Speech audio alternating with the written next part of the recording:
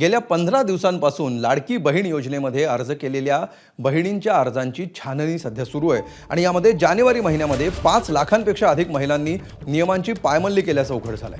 महत्त्वाचं म्हणजे मार्च महिन्यापर्यंत अर्जांची छाननी पूर्ण झाल्यानंतर मोठा आकडा समोर येण्याची शक्यता आहे। सर्व अर्जांची छाननी मार्च महिन्यापर्यंत पूर्ण होईल अशी माहिती आहे। अद्याप आयकर विभागाकडून सुद्धा माहिती आलेली नाही।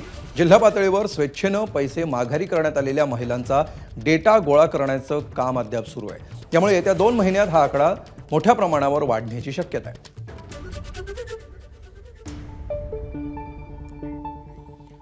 तर एकूण किती अपात्र लाडक्या बहिणींना या योजनेतून वगळण्यात आलंय याची महिला आणि बालविकास मंत्री आदिती तटकरे यांनी आकडेवारी जाहीर केली आहे। पाहूया।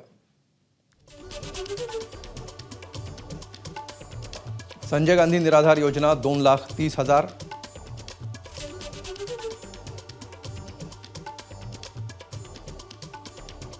वय वर्ष 65 पेक्षा जास्त वय असलेल्या महिला 1,10,000 या महिलांना योजनेतून वगळण्यात आले।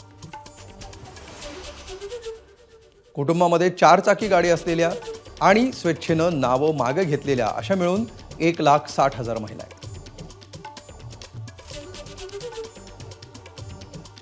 सर्व मिळून एकूण अपात्र महिलांचा आकडा सध्या 5 लाखांवर पोहोचलेला आहे।